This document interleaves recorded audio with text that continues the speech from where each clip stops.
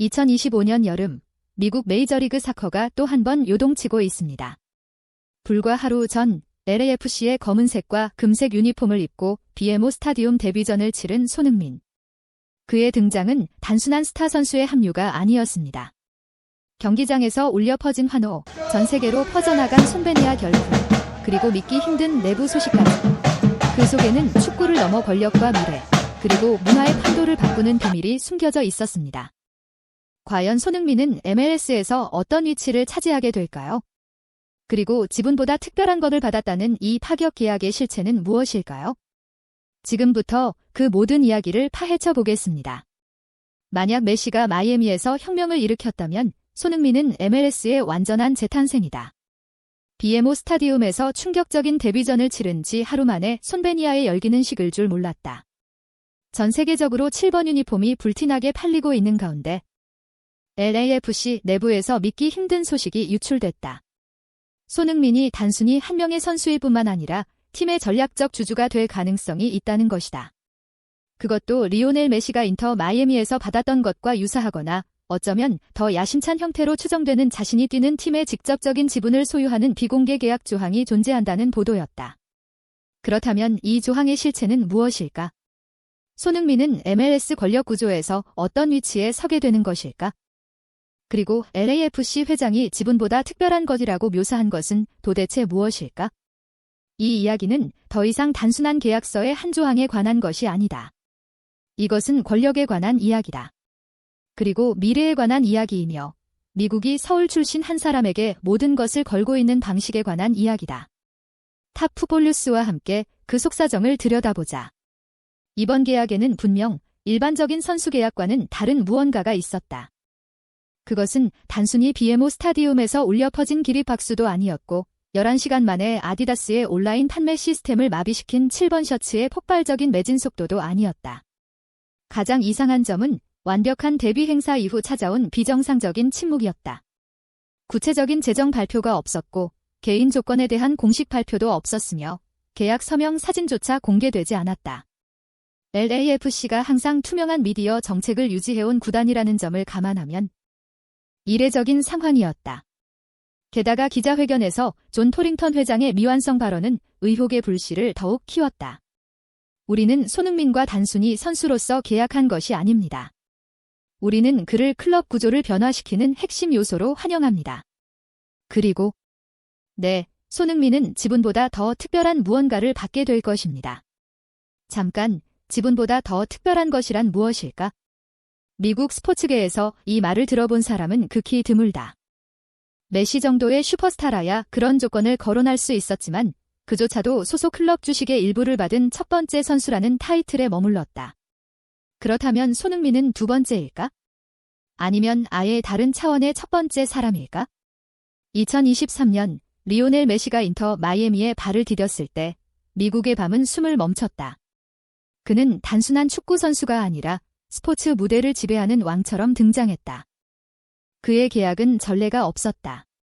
이미지 권리 수익 공유, 애플 TV 스트리밍 수익 배분, 그리고 그가 뛰는 클럽의 일부 지분까지 포함된 계약이었다.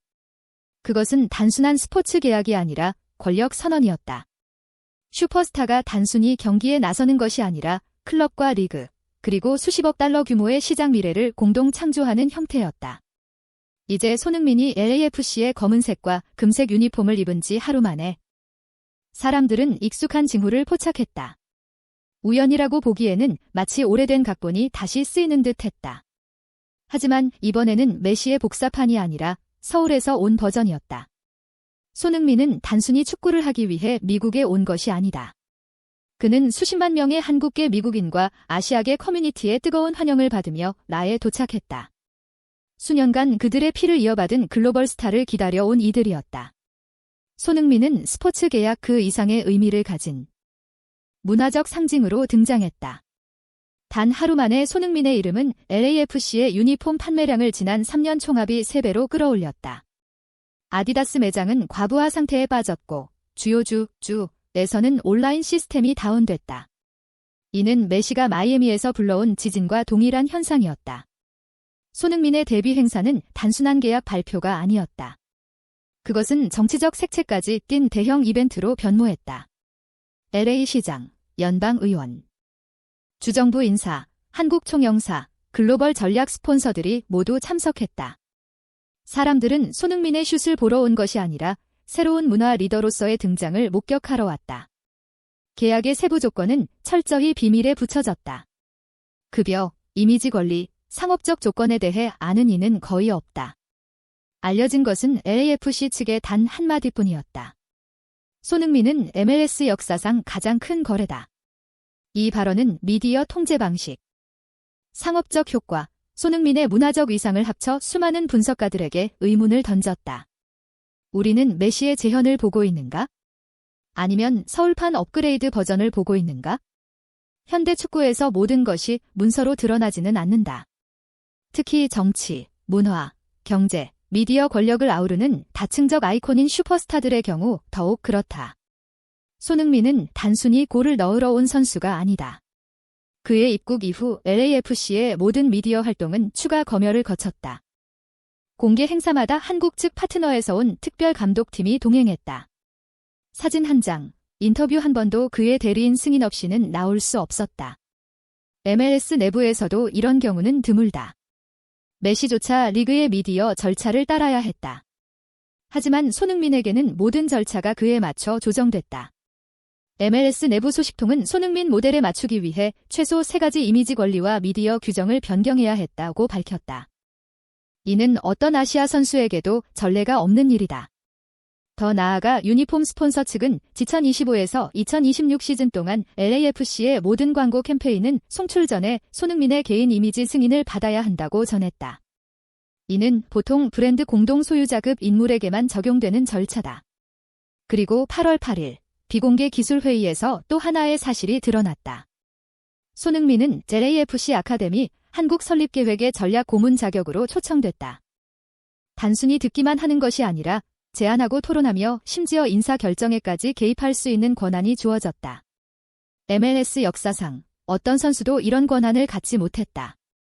메시가 마이애미에서 가졌던 권리와 비슷하거나 어쩌면 그 이상일 수도 있다.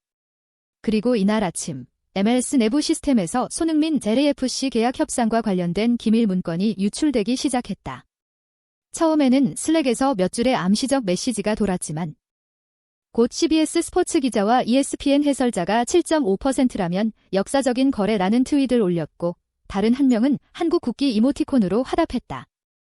유출된 정보에 따르면 손흥민은 특별 지정 선수 자격으로 LAFC 역사상 전례 없는 권리를 부여받았다. 바로 고정평가액 기준 최대 7.5% 구단 지분을 24개월 내 매입할 수 있는 권리입니다. LAFC의 현재 평가액이 10억 달러에 달합니다. 손흥민은 7,500만 달러 이상의 가치를 가진 전략적 주주가 될 수 있으며 장기적인 구단 결정의 발언권까지 갖게 된다. 메시도 지분을 받았지만 그것은 MLS를 새로운 차원으로 끌어올린 뒤였다. 그러나 손흥민은 아직 1분도 뛰지 않은 상태에서 이 권리를 보장받았다. LAFC는 그를 단순한 선수로 영입한 것이 아니다. 아시아 시장의 관문, 글로벌 아이콘, 수억 명의 아시아계 팬심을 함께 영입한 것이다. 그리고 오늘 아침 LAFC 회장은 이렇게 말했다. 맞습니다. 그것은 계약의 일부입니다. 하지만 손흥민에게는 지분보다 더 중요한 것이 주어졌습니다. 구단 역사상 그 누구도 갖지 못한 권한입니다.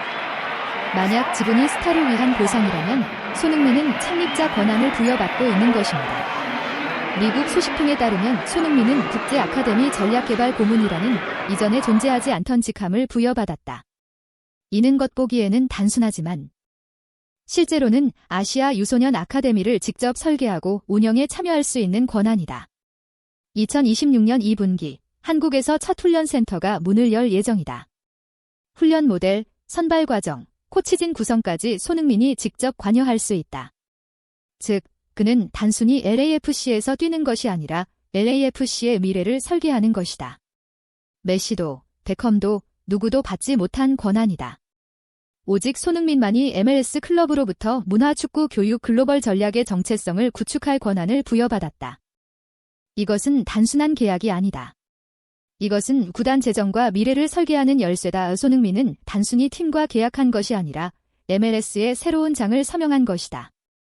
이제 선수들은 더 이상 고용인이 아니라 재건의 주체가 되는 시대가 열린다. 손흥민과 LAFC의 계약은 단순한 이적이 아닙니다. 그는 선수이자 주주, 전략가이자 문화 리더로서 MLS의 새로운 역사를 쓰고 있습니다. 아직 정식 경기에 1분도 나서지 않았지만 이미 그는 구단의 미래, 설계도에 자신의 이름을 새겨 넣었습니다. 메시도, 베컴도 받지 못했던 권한을 부여받은 첫 번째 선수, 그리고 아시아와 미국, 나아가 전 세계 축구 문화의 가교 역할을 맡은 인물. 이번 계약은 한 사람의 커리어를 넘어 리그와 구단, 그리고 팬들의 인식을 완전히 바꿀 새로운 장의 시작입니다. 이제 LAFC와 MLS는 손흥민이라는 이름과 함께 또 다른 혁명의 한가운데로 향하고 있습니다.